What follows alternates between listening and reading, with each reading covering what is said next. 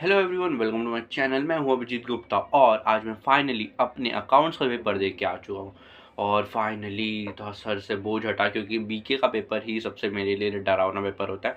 और मैं फाइनली वाला पेपर दे चुका हूं और ये रहा पेपर। और आज मैं सुबह उठ के क्या किया एग्ज़ाम के पहले, और एग्ज़ाम में क्या क्या किया, पेपर कैसा था, क्या क्या छोड़ा मैंने, छोड़ा तो है कुछ, तो वो बताता हूँ आगे। और फिर मैं वही चालू करता हूँ कि मैंने सुबह क्या किया। तो सुबह उठते मैंने सबसे पहले सभी चैप्टर्स को रिवाइज किया, वन शॉट वीडियो से जो जो नोट्स बनाए थे वो सब पढ़े। जितने जितने इंपॉर्टेंट क्वेश्चन या एडजस्टमेंट मैंने सभी चैप्टर्स में मैंने टिक किए थे कि ये वाला क्वेश्चन या एडजस्टमेंट बहुत ज़्यादा इंपॉर्टेंट है, वो मैंने अच्छे से पढ़े, उनके एडजस्टमेंट देखे कि वो कहाँ कहाँ जाएंगे।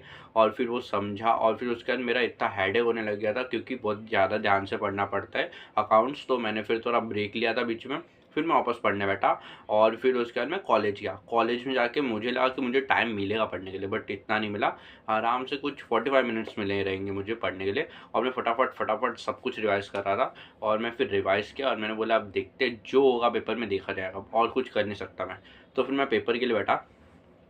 फिर पेपर चालू हुआ तो सबसे पहले मैंने देखा ऑब्जेक्टिव्स। तो ऑब्जेक्टिव्स तो उसके लिए मैंने क्या किया था ना, सप्लीमेंट जब पहले मिल जाता हम लोग को, मैंने 4 पेजेस पहले छोड़ दिए थे, क्योंकि एक एक पेजेस पे एक एक ऑब्जेक्टिव्स का क्वेश्चन, तो वो कर दिया था। और फिर उसके बाद जितने क्वेश्चन पेजेस बचे थे उस पर मैंने फाइनल अकाउंट्स का अच्छे से वो बना दिया था, जो बोलते हैं उसको, लाइंस बना के रख दिए थे, उसका फॉर्मेट बना दिया था। और वो फाइनल अकाउंट्स तक का बन गया था मेरा, मतलब means trading account, PNL account, balance sheet, ये तीनों बन चुके थे अलग अलग पेजेस पे। तो वो हो गया। फिर मुझे जैसे ही सप्लीमेंट मीन्स क्वेश्चन पेपर मिला, वैसे ही मैंने सबसे पहले तो अपने जितने मुझे ऑब्जेक्टिव्स आते थे मैंने वो किए। और हाँ, बाय द वे मैंने ऑब्जेक्टिव्स कल गलती से इतना भी नहीं पढ़ा, थोड़ा बस थोड़ा सा पढ़ा था। एक एक मुश्किल से एक चैप्टर का, बाकी उसके आगे मैंने एक भी ऑब्जेक्टिव नहीं किए थे। तो फिर ऑब्जेक्टिव मैंने किया और फिर सॉल्व किया, और जितना मुझे आया और उतना मैंने लिखा, और उसके आगे जितना मुझे नहीं आया मैंने लीव कर दिया। फिर उसके बाद मैं गया फाइनल अकाउंट्स पे। फाइनल अकाउंट्स पे भाई साहब, मतलब मैं प्रैक्टिस तो करके गया नहीं हूँ, मैंने पूरे साल में कोई पेपर दिया नहीं है, मैं इतना जल्दी में था। मैंने फटाफट फटाफट सब कुछ सॉल्व किया, फटाफट एडजस्टमेंट सॉल्व किए। मैं हमेशा पहले एडजस्टमेंट सॉल्व करता हूँ, फिर उसके बाद एंट्रीज करता हूँ, पोस्ट करता हूँ चीज़ें।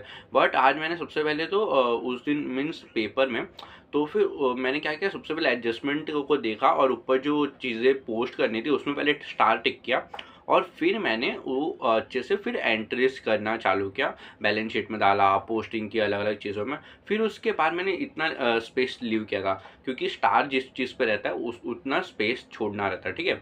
तो उसमें मैंने स्पेस लीव किया था जिस जिस चीज़ों पे एडजस्टमेंट था, फिर मैंने एडजस्टमेंट सॉल्व किया। और कहीं ना कहीं सब इजी था, बट दो एडजस्टमेंट में मुझे काफ़ी प्रॉब्लम हुआ। एक लोन से रिलेटेड था और एक एडवर्टाइजमेंट से रिलेटेड था। तो ये मुझे अभी तो सॉल्व करना पड़ेगा, खुद से देखना पड़ेगा कि कैसा करने करे। और फिर मैंने बोला कि अब मैं करूँ क्या भाई, ये तो हो ही नहीं रहा, मीन्स आगे का अब मैं करूँ क्या। तो फिर मैं बोला कि या तो अगर मैं इस पे रहा अभी तो मेरा बहुत ज़्यादा टाइम जाएगा, तो मैं क्या करता हूँ, मैं आगे वाले क्वेश्चन पे आता हूँ। तो मैंने सप्लीमेंट लिया और फिर एनपीओ बनाया, और वो सप्लीमेंट का स्टार्टिंग वाला पेज मैंने छोड़ दिया, क्योंकि उसमें जगह कम रहता है इतना, और इन्फॉर्मेशन इतने पे आता है और जगह पूरा इतना रहता है, तो इतने पेजेस पे कुछ नहीं हो सकता। तो फिर मैंने वो स्टार्टिंग का पेज छोड़ा और बीच में एनपीओ बनाया, जो दोनों ऐसे पेज खुलते हैं वो दोनों साइड पे एनपीओ के अकाउंट्स बना दिए, इनकम एंड एक्सपेंडिचर और न्यू बैलेंस शीट वो बनाया, और अच्छे से उसको भी टैली मीन्स अच्छे से उसके अंदर पोस्टिंग किया। फिर उसके बाद मैं उस सब कुछ उसमें सॉल्व किया, और फिर उसके बाद पूरा कैलकुलेट करके उसमें सब कुछ पोस्ट किया। फिर उसके बाद एनपीओ के बाद मैं आया क्वेश्चन नंबर 2 पे।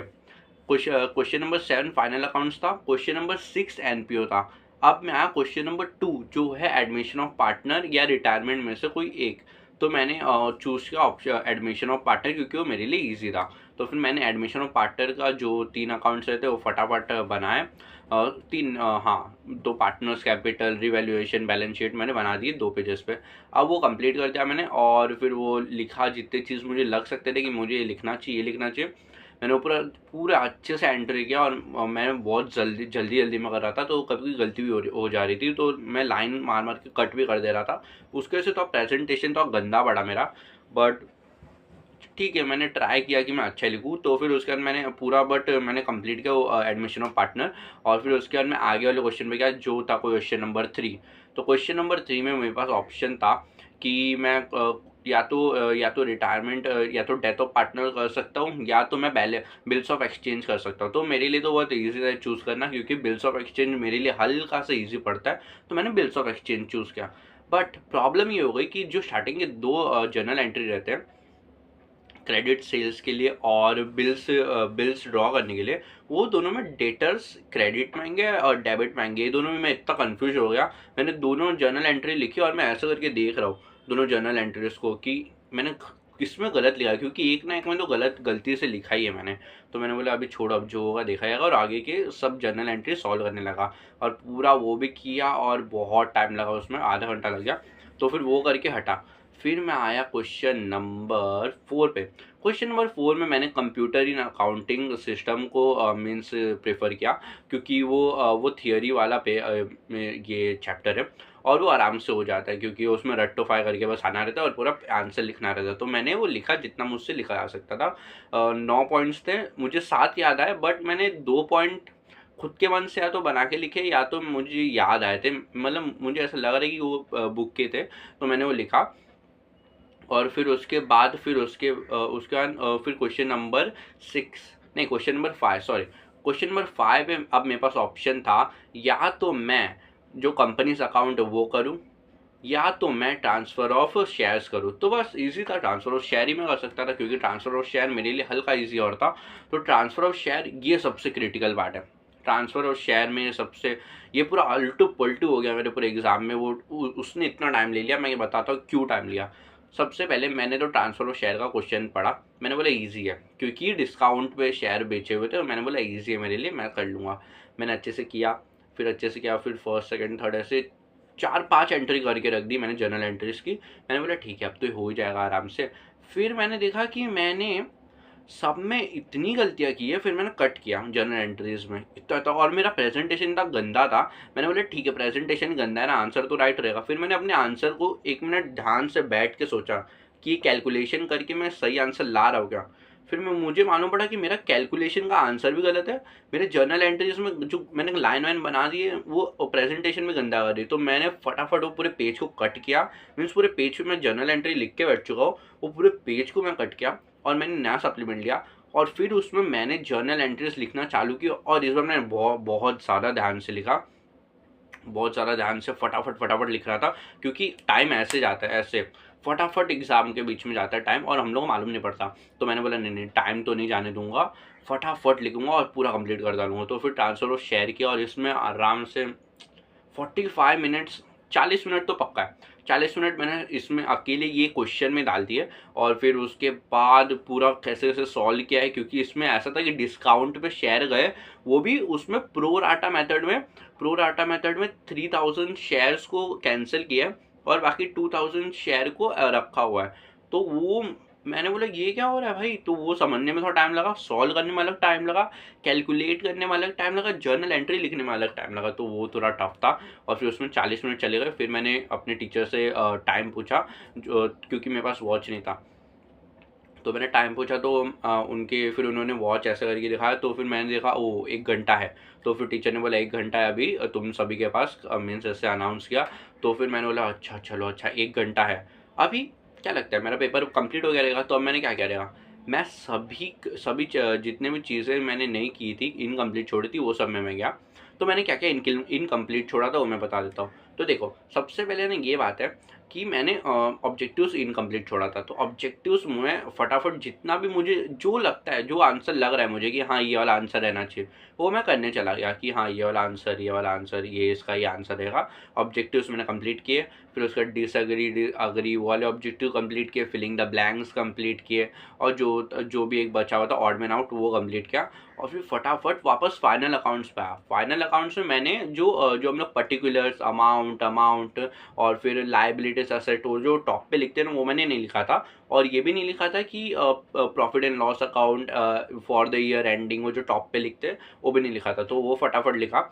और फिर मैंने सोचा कि एक बार टैली करके देखूँ क्या अगर हो रहा है तो फिर मैंने कैलकुलेट किया, और कैलकुलेशन से मुझे मालूम पड़ गया कि ये टैली तो बिल्कुल नहीं होने वाला, तो कुछ ना कुछ तो गड़बड़ है।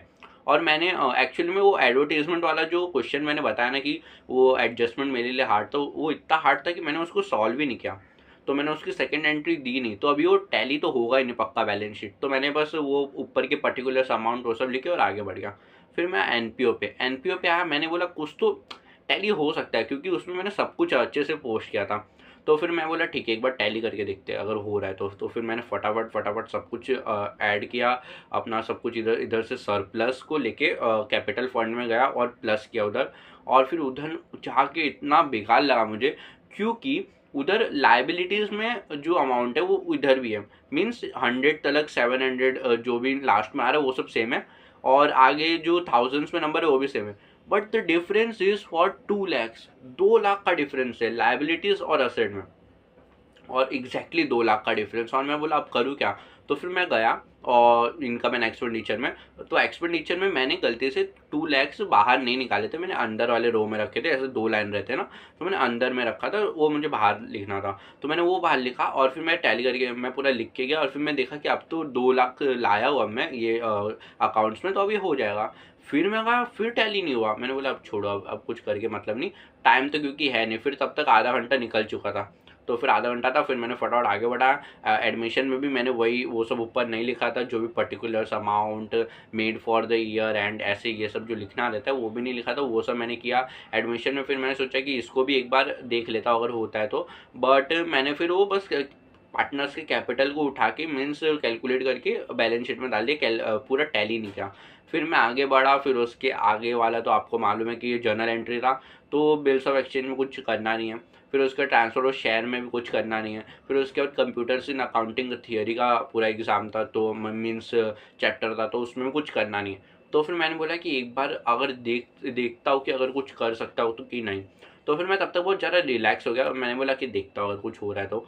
और मैंने फिर सब जितने भी मैंने मीन्स सॉल्व किए थे, एनपीओ फिर उसके बाद फाइनल अकाउंट्स एडमिशन, ये तीनों में मैंने ट्राई किया कि मेरा मीन्स टैली हो जाए, बट एक में भी नहीं हुआ। और ये थोड़ा बेकार बात है कि अभी तक टैली नहीं हो रहा, क्योंकि मैंने अपने दोस्तों से पूछा तो उन्होंने तो बोला कि हाँ मेरा ये वाला टैली हो गया क्वेश्चन, ये वाला हुआ टैली मेरा, और मुझे इतना बेकार लगा कि मेरा क्यों नहीं हुआ टैली, तो फिर मुझे उतना बेकार लगा। बाकी पेपर तो ऐसा था, रोलर कोस्टर राइड बोल सकते हैं, क्योंकि मैं इतनी जल्दी में मैंने इतना जल्दी में पेपर चालू किया लिखना, ऐसे फटाफट कि टाइम नहीं जाना चाहिए। और फिर जब मैं पहुंचा एंडिंग के क्वेश्चन तक, तब तक मिस बोल रही कि 1 घंटा है तुम्हारे पास, मैंने बोला क्या इतना सारा टाइम अभी है।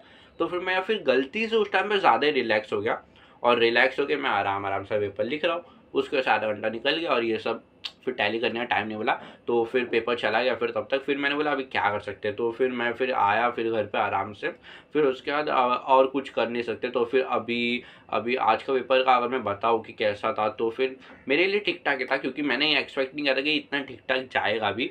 मैंने तो सोचा था कि मेरे से 1-2 क्वेश्चन छूट भी जाएंगे 3 घंटे में, बट ऐसा नहीं हुआ, हो गया।